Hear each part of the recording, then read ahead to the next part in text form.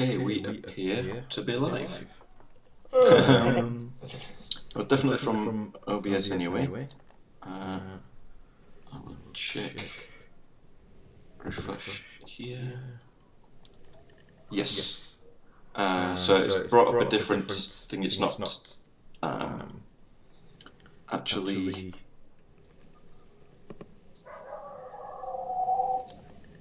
Let's see. I can't. There's no way we're sharing it. So it's brought it up as a different video. It's not using the actual ones that the link that I put up yesterday. Ah, right. Okay. And let's actually mute that so I don't have to listen to myself.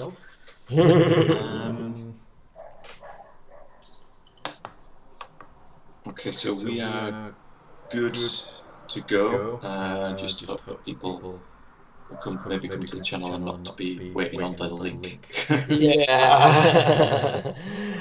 Shall I just post something on the Facebook group and just say just go to his channel? Yeah, if you could. Yeah.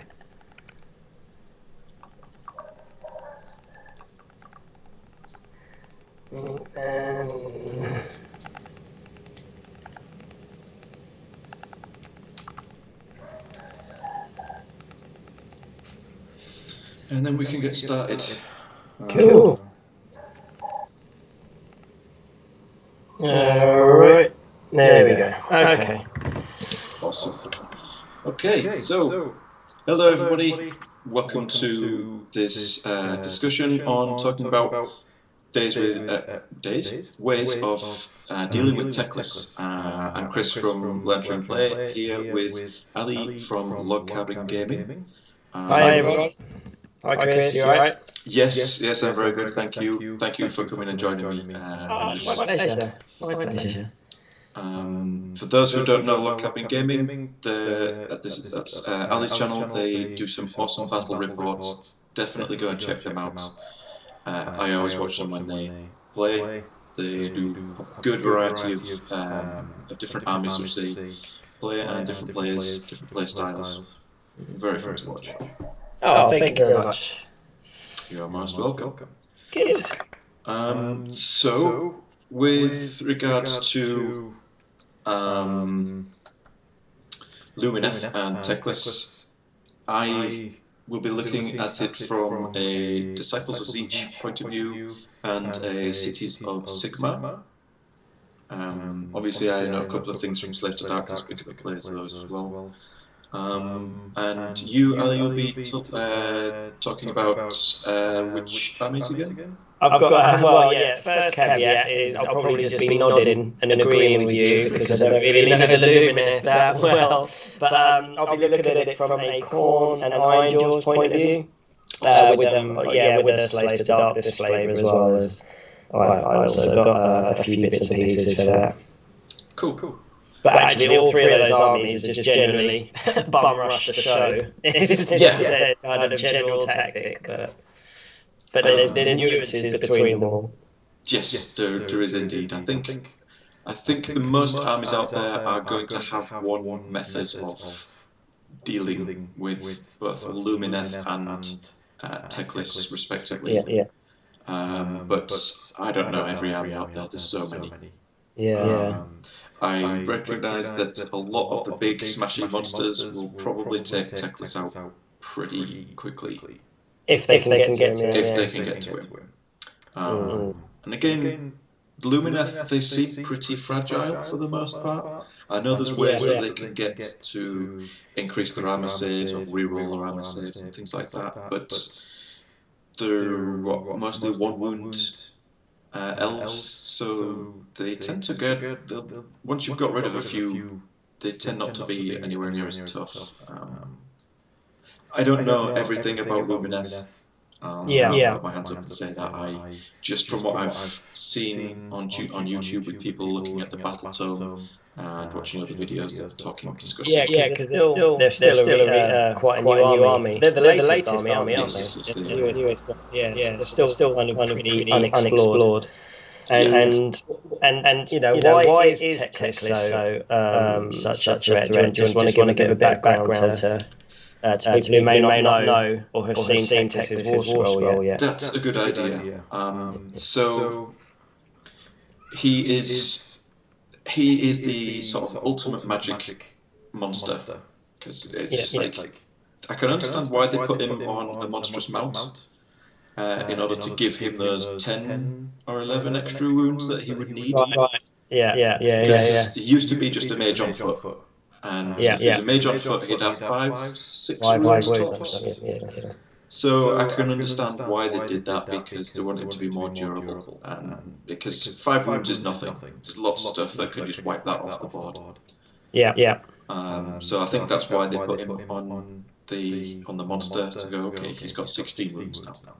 And he's still more a lover than a fighter, really, isn't he? Oh yeah. Even though he's on a monster, it's not like his armor saves and his damage output in combat are nowhere near as good as a lot of the other monsters out there. Yeah. But it's the magic where he excels, isn't it? It is. He is going to annoy a lot of people. Because this guy doesn't roll dice. No. He can cast up to, was it 4 spells a turn? Up to 4 spells a turn, automatically, no dice rolls. Yeah, and it has a grading profile, so you can roll. I think you can choose, from what I remember, either 1, 2, or 4 spells. Yeah. And if you choose one spell, then it's automatically cast on a modified 12, and you've got no option to unbind it. Exactly. Yeah, you cannot unbind when he chooses to cast 1 spell. He does that, and you cannot stop it. If he does 2, they cast on 12 automatically, but they can be unbound. Yeah, they can't be modified, but they can be unbound. So the only real way to do it is to modify your own casting roll and hope you get a double to get 13 or something. And then if he chooses to cast 3 or 4 spells, then they count as being cast on 10. And again, he doesn't touch dice. He's like, no. It's nice. It's point and click. It's like a buffet. I'll have a little of A, B, and C. And casting on 10 as well, that's a hard one to dispel. Unless you've got something like a Lord of Change, then it's a tough one to dispel. So from Corn's point of view, he's just going to completely ignore the Hex Gorgeous Skulls and the... Interestingly, this is interesting. How will it react with the Blood Secretors banner that makes you re-roll a successful cast? I looked up it was the designer's notes and the FAQ actually covered this. You can't make him re-roll his... Because it's the same with the Infernal Rapturous, does the same. Okay. Within 24 inches of her, you have to reroll successful casting. With him, you don't do that. You just ignore it. Okay. It just goes on. Yeah. It's just too good. This is why casting magic against him is difficult as well. As far as I know, I think he only gets the 1 unbind, but it's auto unbind every turn. So. I can see how that could be really annoying to some people. They've got their best spell. He'll just wait until that and just say no, denied. However, like with a lot of things, as far as we know, it's the 13's range for unbind. So if you can be outside of that when you cast the spell you need, then that's not a bad idea. You could potentially cast a spell through a portal. Because the range on a spell portal is 32. Right. Normally, because it's usually 18-inch range spell, and the one portal has to be 18 inches from the other. Or is that 36? That's 36. I just can't count now. But that's plenty of distance to cover. And so from the Cities of Sigmar, the only spell that I would be looking at casting against him for fun would be I forget what it's called. It's the spell from the city of Anvilgard. Right. And what it does is it changes the unit's armor save. Oh no, it has to be closer. But if your cities of Sigmar, your spells are empowered, so you can put a spell portal anywhere on the board and it works. Right. So you can put it right next to him. Yeah. And the spell, I can't remember what it's called, but it changes the save value to dash. Oh, okay. Right. So it gets rid of it. Yeah, it just turns your save off. So it's just turn off his save and then shoot him at range with, I don't know, a bunch of crossbows. Yeah. You would. And what you'd have to do, what, 16 wounds then? Yeah, Still a lot. Still a lot. It's still a lot, but if you've got the command ability from your free guild general, yeah, +1 to hit and to wound, it becomes 3s and 2s. Yeah. And then if they haven't moved, the unit hasn't moved, they get 2 shots each. So 13 crossbowmen will get 60 shots. Yeah, so you're probably likely to do 16 wounds. Yeah, I would expect so. Yeah. But that's for an Anvilgard. I don't play them, but they can be a very good faction. Another one that's quite underused. A lot of people take them solely for that spell. Right. Just to turn off armor saves. Yeah. Bit of reverb. Okay, welcome Sam. I will turn down this audio bit. Hopefully that will help. It also could be the rooms that we're in causing the reverb, because my room is just flat walls.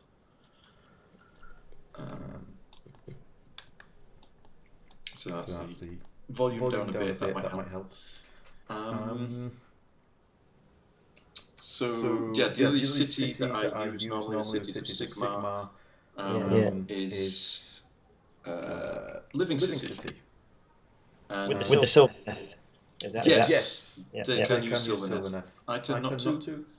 Oh, right, okay. I just use the basic troops and use their ability to use the hidden paths. Oh, okay. Which is how I would be looking at taking out Teclis. Is that like a kind of pseudo teleport? Is it? Yes. You hold for every unit that you deploy. Yeah. You can hold one unit in reserve. Oh, okay. So it's like the Stormcast reserve thing where they just they come out the sky or they come on the board edge, up to 6 inches onto the battlefield, more than 9 away from the enemy. Okay. And there can be any units. So I think the way I would probably do it would be take a Lord Ordinator, 2 Stormcast Ballista. And a unit of, say, 20 Iron Drakes. Right, okay. And there should be enough firepower in there, especially if you're within 18 of Teclis. Shoot the 4 shots with the ballistas, so you've got 8 shots, each turning into D6 hits. Hitting on a 4+ with a Lord Ordinator nearby. Yeah. And then you'd have 40 shots from the 20 Iron Drakes. And potentially using, what is it, Volley Fire, the command ability to reroll ones? Yeah. Just to kind of secure it a bit more. Yeah.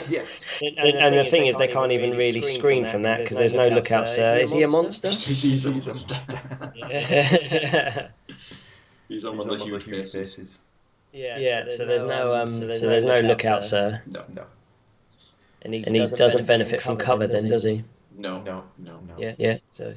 So that's one of the ways I would do it, shoot his face off. And that'd be pretty close, and it does put some units out there to die, but you're taking out 660 point threat. Yeah, so that's a third of, say, a 2,000 point army, more or less. An alternate way of doing it is using, what do they call it? Well, you don't have to use the city grey water fastness. Right, yeah. But using the rocket batteries, the Hellstorm rocket batteries. Yeah. You could take 4 of them, stick a Celestial Hurricanum near you, and maybe even a Lord Ordinator, so you're hitting on 2s. Wow. Running on three shots apiece. Yeah. You could even potentially cast ignite weapons on one of them, which if you go hollow heart, and that gives +1 to wounds to one of them. Oh, right. Okay. Yeah. And some long range artillery shooting should probably be able to deal with him pretty quickly as well, because they do D3 damage a shot. Okay. Yeah. So you wouldn't need to hit that many, would you? No. If you go Grey Water and take the battalion, you get to give him the Grey Water welcome. Is that what it is? That's what they call it. The ability of the battalion is you get to, in your first shooting phase, as long as there's nobody within 3 inches of your artillery, they all get to shoot 2 times. And in Grey Water, your artillery gets 3 inches extra on their range. Right. Okay. So nice. Yeah, they're pretty sick. Yeah. It's nice that you've got shooting, but if you say those poor orcs, poor Iron Jaws, who have no shooting, I don't know what you do with them. You do hand a cork them, maybe? Yeah. Which is a teleport spell. I mean, and just hope that your opponent hasn't screened Teclis all the way around. That's the thing, is because he's big, he's on such a big base. It's got the biggest base in the game. That's it's the same as a Maw Crusher we checked, didn't we? And Arc as well. So it's going to be hard to screen. You could do that, but to do so it would be very difficult, because especially with the Venari units that they have, the archers and the spearmen. They have the Shining Company rule, right? Where as long as they're in base contact with 2 other models from that unit, they get the Shining Company rule, which is -1 to hit. Right. Okay. But they lose that if they separate, if they move away, or if you kill enough so that they're not all in contact with 2. But because people will want to keep them so close to each other to get that benefit, screening Teclis from all the way around is going to be tough. Yeah. And they're not going to get that many units in their army as well. So it's either Teclis cover as much area as you possibly can. It'll be tough. Yeah. I mean, tactically, you keep him at the back and then out of range of a lot of spells, but then your units are all out the back as well. So you then can't really push forward and catch any objectives. Because I haven't seen I don't know the laws off by heart. I've seen a few of them at the spells. But I'm imagining most of these spells, like we are with most of the other factions, are around 18-inch range. Yeah. So that means you're going to be fairly close to do that. There's a lot of abilities that are 18-inch range, so yeah. 24 is a fairly large range for a spell as well. So. And presumably you'd have a 50-50 offensive defensive choice to go down. I would imagine so. Yeah. Because one of their spells though is pretty good, especially with their knights that they have. Right. Speed of Hish. Right. Yeah. Which doubles the movement of the unit. That's crazy. So I think he's got that as well, doesn't he, on his War Scroll? But it's just a different name. Is that I it? think his is like protection. Protection of ward. Yeah. But yeah, he knows 2 laws. Does both the laws of in that book. Of course he does. He's such a nerd. He is. Nerd. He's supposed to be the ultimate wizard, isn't he, by all accounts? So you'll give that to him. Give that to him. But ever since I imagined it, I thought of something yesterday. Because you know how there's a lot of, especially the big monster cow things. Yeah. all these big mallets, and I'm like, Yeah. they just look so much like croquet mallets or Yeah. polo mallets, and I'm like, why do they just seem British to me and walking around and go, you disturbed our game of croquet, how very dare you? That's it. Double speed on you. Go go.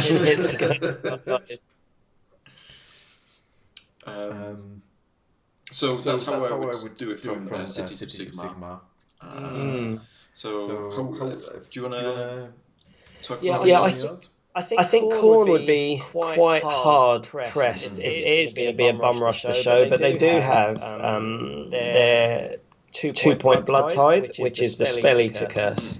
So first you have to get your 2 blood tithe, and then but you can actually use that to dispel, or sorry, unbind any spell. Yeah. So as long as he hasn't gone for the one spell a turn that you can't unbind, you can actually target whichever spell you think is going to be the most powerful, even if it's the one that gets cast on a 12, it will automatically unbind it. And the good thing about it is there's no range on it, it's battlefield wide when you do it that way. The only problem is it's pretty much like a one-trick pony, because then you then have to get 2 more blood tithe for like your next turns, and if you're saving your blood tithe for dispelling spells, you're not then summoning in more demons or attacking extra or moving in combat. So would, for example, Chaos Spawn not be a good option for that?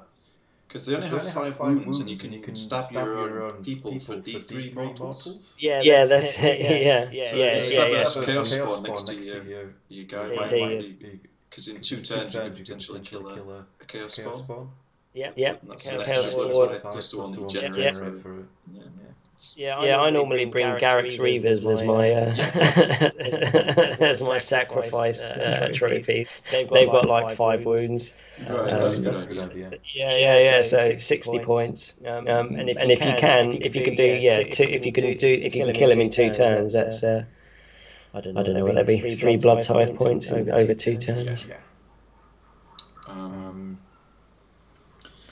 Yeah, I was thinking about that. Again, with Khorne, it's combat is their thing.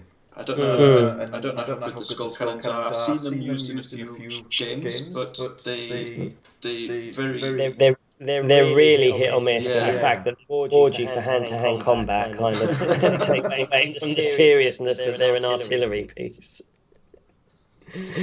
It's just one of Khorne's little sick jokes, probably. Yeah. We can give you a gun, but you have to go and fight. You can have a gun, but this one's for combat. Yeah, but you've got no ammo. You have to go and host your own skulls.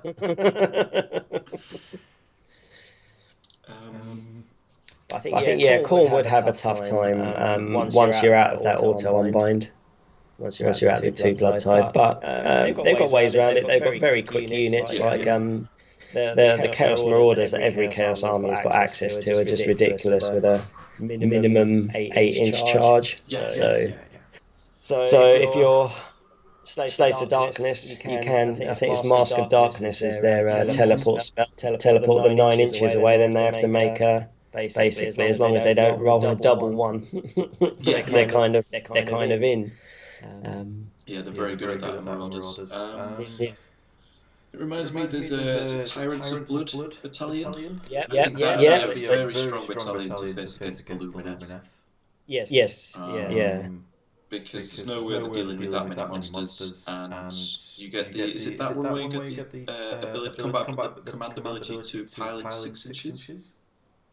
Right, so no, that is the command ability from one of the Bloodthirsters, the Unfettered Fury. However, the Tyrants of Blood is the battalion that lets you chain attack all your Bloodthirsters, but it only works at 3 inches. So it can't.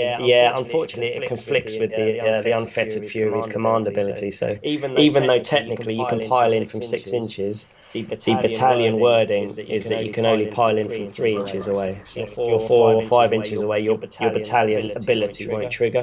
Okay. Yeah. But it does mean that once if you've got like 3 Bloodthirsters in combat, they will you'd hope make short work of the units that they're fighting. And if you're with the Reaper Vengeance, which is one of the slaughter hosts, their unit command abilities, you can get a demon unit to fight twice in combat. Nice. Yeah, so essentially, as long as you do it on the last one, you've got 4 Bloodthirsters fighting, or 5 Bloodthirsters fighting if you've taken all 4. That's very good. Yeah. Because I know Scarbrand would smash Teclis' face in. Yeah, he wouldn't even think twice. Was it 16 mortal wounds just because? Yeah. Well, I mean, even if he's unsupported from a Bloodsecrator, it'll be 8 mortal wounds just off the bat with one gun, with one weapon, and then he's got 9 attack, doing 3 damage apiece, with the other one to, he'd only have to land another 3 or so. That's so silly. Yeah, the problem with Scarbrand though is that he's slow and he doesn't fly, so he just have to wade through lots and lots of jam basically to get to Teclis. On the, there's no way of giving him fly either, is there? No, because he's a unique character. You can't even give him an artifact or anything that would enable that.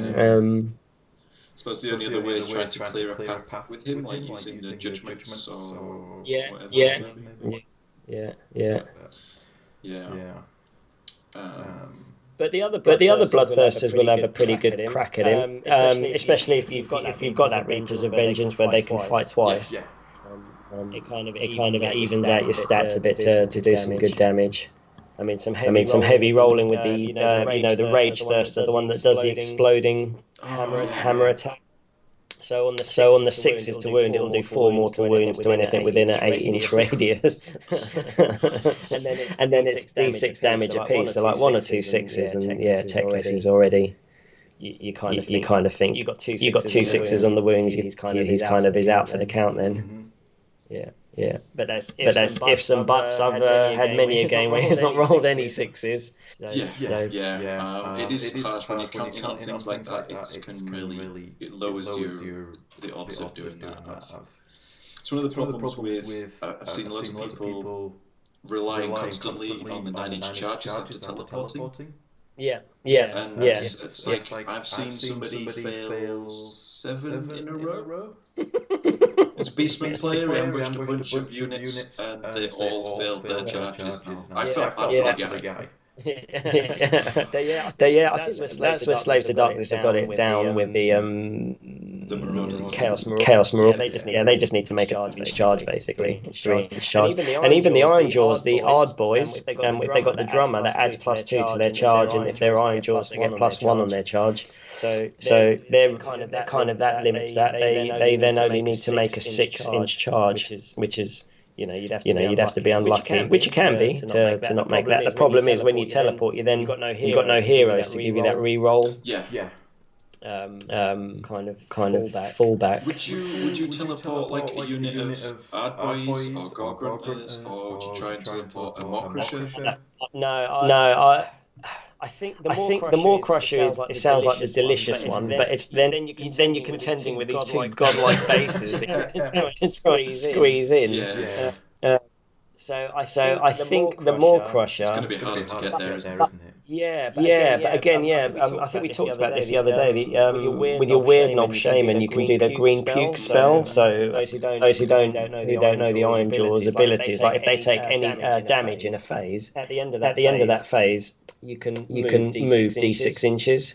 So in your hero phase, what you do is you probably use your War Chancer, which he gives them +1 damage just for free. You just have to be near him. You don't even roll to that. So unit of 10 Ard boys doing 2 damage apiece. If you could then damage them and then teleport them, they'd be 9 inches away. Then they move D6 and then have a +3 to their charge. So you kind of like to think that they definitely get in. It's just happening, but because they don't fight in ranks, unfortunately. It's like how many can you get around the base then?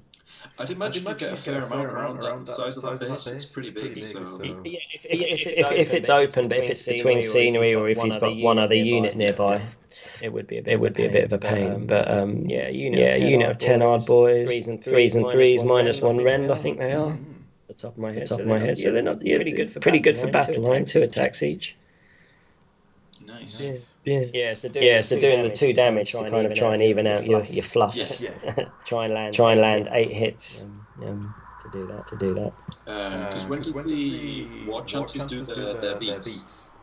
Depending which one. So they've got I think the get and beat, which lets them roll 3d6 for charges at the beginning of the charge phase. Okay. Yeah, so they wouldn't be if you've teleported them away. They wouldn't be around. Yeah. You're essentially buffing them up, and they're going right on your own. Yeah. Suicide. Yeah, you're probably gonna die, but do it anyway. but do it well. From their point of view, they're winning as long as they get into combat. They love it. Yeah. I guess with the Slaves to Darkness, I mean more so than say Nurgle or Khorne taking Chaos Marauders. You've got the what's it called, the Chaos War Shrine. Yeah. And that's got a prayer on it that you roll. It's 1d6, goes off on a 3, but you can choose. I think it's the undivided prayer. So you pick a unit, Slaves to Darkness, and then it can re-roll hit and wound rolls. So then even if you've got a minimum amount of Marauders, 20 of them, they can fight in ranks, hitting on 3s, wounded on 4s. But at that point, they got a -1 rend, but you're re-rolling all your hits and wounds. Yeah. And if they're on, they're re-rolling their charge. So the odds that you're going to roll double on twice is very low. That's a good point. Because they're not going to get any buffs from characters nearby when they're teleported across the board like that either. So regardless of the mark they have, it's not going to make any difference. Yeah, you pretty much have to load them up before, and then send them on. I'd do that. I'd trade a 160 point Marauder unit for Teclist. What was crazy? I played a game the other day against Ross, and he charged one of his Slanesh Greater Demons in, and he just clipped some of my Marauders. And there was 13 of them that could get into combat on the fight back, which isn't too bad, but given the fact that they were next to a Bloodsecrator and Wrathmongers that gave them +1 attack each, those 13 Marauders rolled 52 dice. Which I think it really surprised Ross.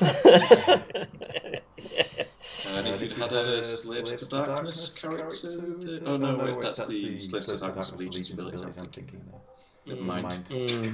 I mean, hitting on 3s, wounding on 4s, but you're re-rolling all. If you've got that magical number where you can get 40 attacks in, it is going to do it. It's how open are they leaving Teclis, or how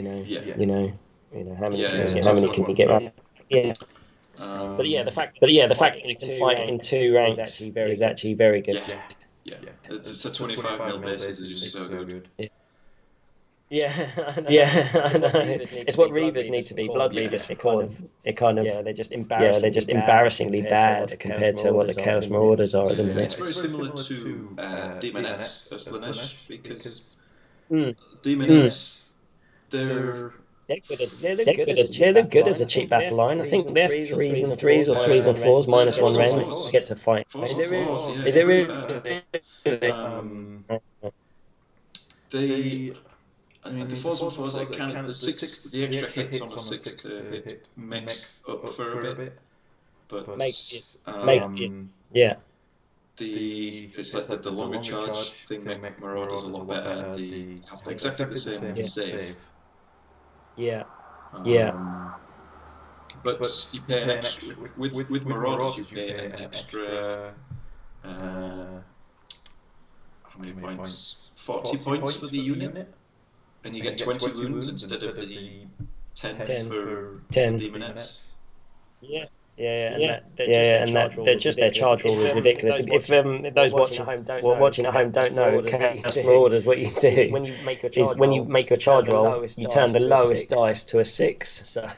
So even if you roll one, you double one, you're still doing a 7-inch charge. And if you've got a drummer, a musician in the group that adds +1, that's an 8-inch charge minimum you're getting. Yeah. So good. Yeah. Yeah. I need more It's rollers to paint that many. Contrast, just sheep gypsum. The old dip and shake. Yeah. But again, whilst we're on Slaves to Darkness, Be'lakor is a really good way to shut down Yes, Teclis. he is. It can only be for 1 or 2 turns, but yeah, it's totally a valid way of neutering, like successfully neutering him for a couple of turns. While you're getting because even though he's that's it. So it's going to buy you that time to kind of to move up. But the fact that even if he's auto casting, he still has to roll a 5 because of Bellacor's ability to be able to do anything he wants. So that's a pretty good way to shut him down. And then it kind of forces your opponent as well when you do the dice for roll off. Do you take the turn and still be under Be'lakor's ability, or you send the turn back? So then because it wears off in Be'lakor's hero phase. It's always a good dilemma for your opponent, and that's one of the things about like high level gaming that is very important. A lot of people don't seem to realize it. It's more about it's not about killing things. It's about posing more questions than your opponent.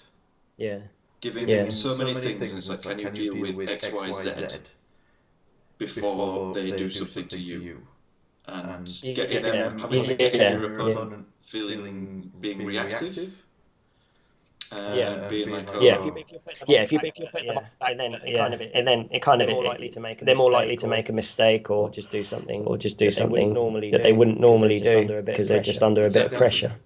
And that's what you want is when your opponent's going, I've got 5 units in my face here that are going to do something, and you can only do 1 or 2 things to react.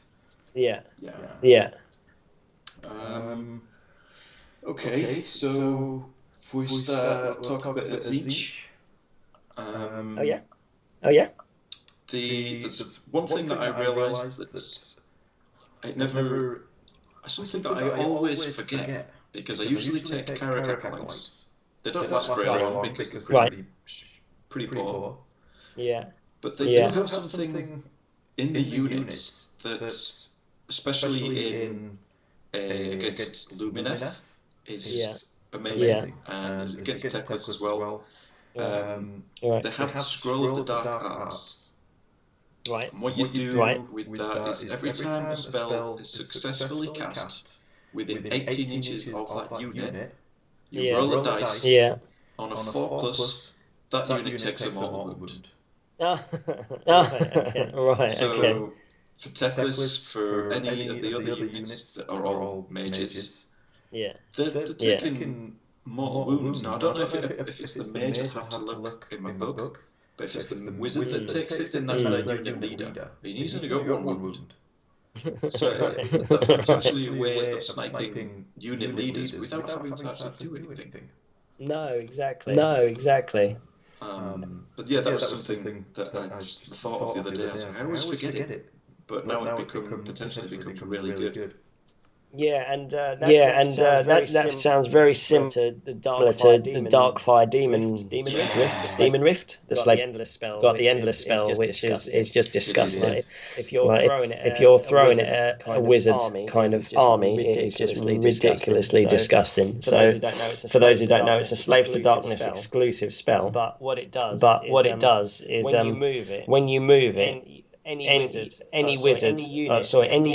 that it moves over as standard or ends up within an inch takes D3 mortal wounds. However, you add +1 for each wizard unit and each end of the spell within 12 inches of it. So you only need to put it in between 2 or 3 wizards, and then you're kind of rolling D3 plus 3 mortal wounds on every unit that it's passed over or near. It is filthy. I can't see Illumineth letting you cast that though. Oh, that would be the auto unbind, I think. So and you'd also have to be reasonably close, because I think it's going to have a 24-inch range on it. If you set it up, I'll have to check the scroll, but I think you set it up within 12, then it gets to move 12. Something like that. It's been a while since I read it. It's a very good spell. Especially against say Slanesh or Lumineth, who have like all your heroes are wizards. So, Or even Zinc. So there's a couple of different ways how you could do it with Zinch. They could pretty much take out Teclis. One of them is a pretty straightforward way that a lot of people, I imagine, would already know because they play the Change Host. Go return a conflagration and teleport a unit of 9 flamers. And then just shoot Teclis to death. Because they get 2-3 shots each, and they get +1 rend for being in Eternal Conflagration, and they all do D3 damage. Wow. Okay. That would really chew him up quite quickly. The way I would have to do it, because I don't play Change Host and Eternal Conflagration, is I use Host Arcanum. Right. And the magic item for that summons a unit of 6 screamers within 9 inches of the bearer. Right. And the command ability that you have to take, the general's trait, is D3 units with fly get to move up to 6 inches before the first battle round starts. Okay. So you can. That's again. This is an alpha strike thing where I'd be using my at least minimum my say 9 Zangor Enlightened on disc. They'd be moving 3-6 inches. Potentially, or have a character that moves the 6 inches on the fly. Then the character with the artifacts in his first turn summons the 3-6 screamers further in front. And then also with the Zangor Enlightened on disc, they have the Brayhead rule. So you can ally in a Great Bray Shaman from the Beastman's book. They have an ability for put a unit within 12. Brayhead unit within 12. They give a +3 to their move. Oh wow! Okay. So they got movement 19. And this is before the game, before your movement phase has even started. So you get 6-inch move, then your 19-inch move in the movement phase. And then you use your Destiny dice to charge. Right. However, when you need it, if you're further than 9 inches away, which is not very likely, but you can still use the there's an agenda which gives reckless abandon, it's called, where if you charge from further than 9 inches away, complete a charge from more than 9 inches away, you complete the objective, and all of your melee weapons with that unit gain +1 attack. Right. Okay. You're just stacking them up now. So all your Zangor Enlightened would get 4 attacks each, and your discs would get D3 +1 attacks each. There's a whole plethora of attacks there. So even without the rerolls that you get for going second, they're going to make a mess because they have their spears that they attack with. Right. They do 2 damage at rend 1. Okay. They have their beaks. They're not that great. They're 5s and 4s, like 5s to hit, 4s to wound, but they have 2 attacks with them. And then the D3 +1 attacks with all of your discs. And they do 4s to hit, 3s to wounds, rend -1, and they're also D3 damage. Right. Okay. So it sounds like Teclis has got the same issue that a lot of the greater demons have, where they're kind of great offensively, but they're quite squishy. If you can get a semi-decent unit into combat with them. Assuming Teclis hasn't got his 5-up ward up. Well, this is it. If you're going first, and you can alpha strike him, he's not going to get a chance to get his ward save up. I think that's the best way to try and deal with him or cripple him before he can actually do stuff. Yeah. Because I don't think he degrades his magic ability as he goes down the table. I think that's as strong as it is. He just stays the same, casting his spells. As it is weird Sphinx just gets weaker and weaker. So just beating up his pet. Yeah. Defensively though, if you had to go second, because you play, is it Despoilers from Slave to Darkness?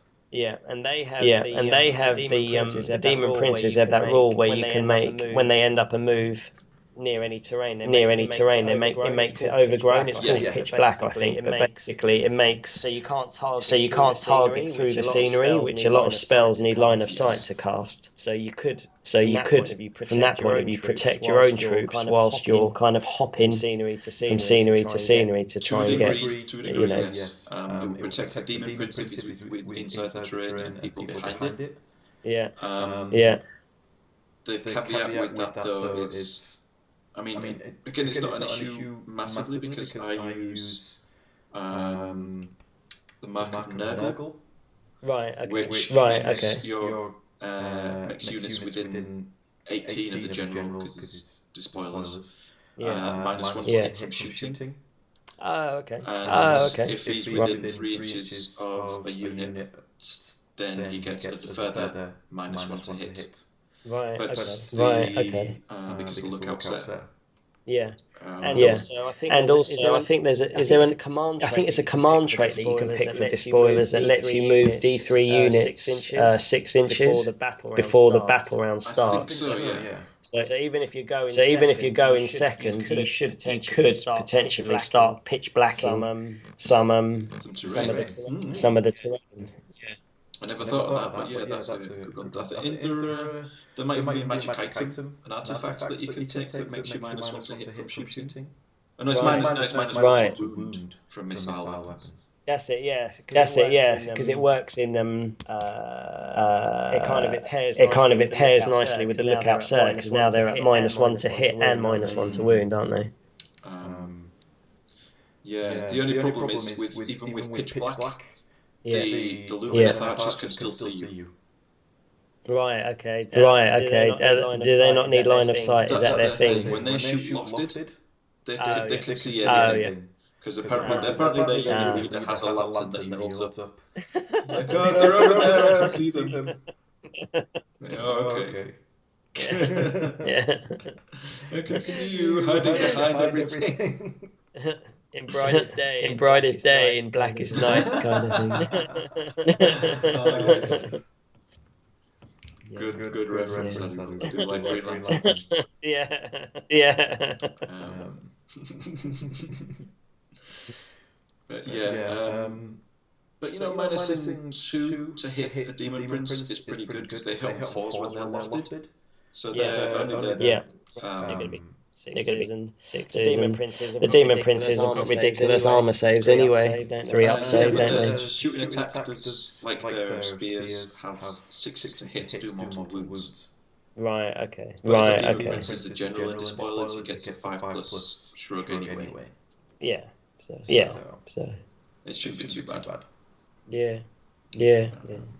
I think poor corner. They're kind of a bit left behind. They're just going to have to keep spamming Teclis with just like units or something, or like fast moving. Do you know what? I think the Gore Pilgrims. They've got the ability where you can pick a unit of Blood Reavers or Blood Warriors to run and charge. Yeah, I think so. The run is cast at a 6, so it's a auto 6 run, and if you have a Bloodstoker that lets you whip them for 3, you get +3 to their run and charge, so then they're running 6, and then they've got a 6-inch bonus as well. I've had that happen to me once. My opponent's turn 1 just charged a unit across the table. I was like, oh my god, they can do that? Yep. Yeah. And Blood Warriors are just ridiculous with the Gore Fist, because if they attack, they get their attack, and then on the blowback, Kill them and they attack they're again. doing they're doing mortal wounds if they roll a 6 to save, so that goes back, and then if you actually kill them, they get to attack again. They're not nice men. They're not nice men. No. They're not nice men. Well, I mean, they do like to take skulls. Yeah, that's They're it. not nice. Yeah, that's it. They Yeah. expect to be nice men. It's just, they follow the blood god. Yeah. You know what? Jeff is a nice guy. Jeff, the god of biscuits. He's a nice guy. Don't piss him off. He's a nice guy. Yeah, they're really good against those spamming armies that do lots of attacks, like Blight Kings or something with exploding sixes. Like just against Teclis, their Gore Fist probably wouldn't hit too much, but they would get a good first attack in, and obviously if he kills a few, they then go in again. So looking forward into I guess next year, where I think we're imagining as a new edition of Age of Sigmar should be coming. That's what a lot of people are theorising, and I kind of agree. Speculate. Yeah. Because I think we're getting to the point where there's so many armies out now, and so most of the armies have had their second battle tomes. Poor Nurgle are like, come on, we need our second. I think it's getting to the point now where even the ones that started recently, or not recently, but when I started playing Age of Sigmar last year, early last year, they're looking at definitely the older ones that are starting to look like they need some kind of update. In order to, because like looking at Nighthaunt, while they're still a good army, they seem to be on the weaker end now. Are they not doing? I read this in one of their White Dwarfs, or their releases. They're releasing these books that have got like 4 mini battle tomes built into them. So they're like patches or updates. That might be their way of stemming it for a bit until. This is what I'm thinking is probably what's going to happen, because Broken Realms, I think they called it. Yeah, that's it. Yeah, that's it. Yeah. The first one is going to be mostly dedicated to the Daughters of Cain. Right. I forget what they're called. The Sea Elves. Oh, the Idoneth. I think it's those two. Idoneth, however you want to pronounce it. Whatever is the correct pronunciation. Yeah. I think those two are the main armies in the first book that's coming out. Because even though, because I think they're both in a very good place. Both still strong armies. But maybe just they do maybe just a tiny tweak, and they'd be able to compete with the best of them again. I still think they can. I think they're just underrepresented now, since all of these new armies have got their battle tomes. The shiny thing has come out, so they've kind of been discarded like last night's chapter kind of thing. Down on the side. Now. Yeah. But I think that's a lot happens with a lot of. I don't like to use the term, but I can't struggle to think of anything else. Use the term power gamers. Yeah. They're like, oh, this army's awesome, I'm going to play them. And then when something else comes out and it starts to beat that army, they're like, oh, well, I'll play that army instead. Yeah. I see lots of players doing the same thing. See some I'm excited, now I can get a new broken army to run people into ground with. It's like, really? That's how you enjoy the game? Yeah. I have my armies because I like the way they look, I like the way they play. I don't go out of my way to go, oh, this one's an army that is broken as hell, so I'm going to play it because I want to win at all costs. Yeah. But there are people out there who do that. So each to their own, really. You know, that's how they enjoy it, and they'll probably go to tournaments where there's other people like that. So. And GW won't care because they're like, okay, give us your money.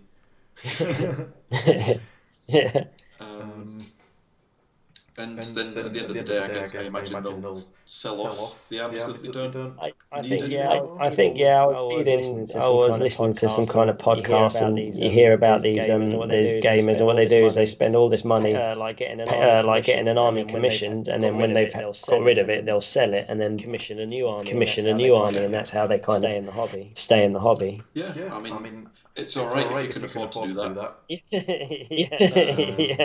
I've never been in a position where I can afford to commission armies of people and just replace them at a year's notice. Oh no. No. Is that eight? Yeah. Corn's not. 9 o'clock now. I know it's gonna be 9 where you are. Yeah. So yeah, I mean, I think we should maybe look at stopping there. Yeah. I hope it's been helpful to anybody that watches in the future. Yeah. And obviously I'm happy to do any other discussions with you if you want to do it in the future. Let me know. And absolutely. Absolutely. No, it's been good just to chew the fat a bit. Yeah. Just toss out ideas and stuff. Indeed. All right. So lovely. Before we go again, make sure you check out Log Cabin Gaming and subscribe. Give them a watch. Yeah, that's it for it. If you're after some very fluffy and not very competitive battle reports, come over and check us out. It's more about the fun. All right, Chris. Yep. Well, thanks for having me. I hope it was good for you and good for your viewers and good for the. Hopefully it's good for everybody in general. Maybe not so much for players, but. Well, you might come across a few Lumineth players there, and then you can actually experience it firsthand, eh? Maybe there is one player that I know is Lumineth. He's been hopping armies regularly lately, but I think he'll probably stick with his Lumineth. He used to play high horse. Okay, see. Fair play to that. But yeah, we'll see what happens if I play him. I've got an idea how to beat him. I don't know if he's taking Teclis, but we'll see. All right. Well, thanks for coming. And no worries. I'll speak to you again soon, I guess. Cool. All right, bud. All right. Catch you later. Talk to you later. Cheers.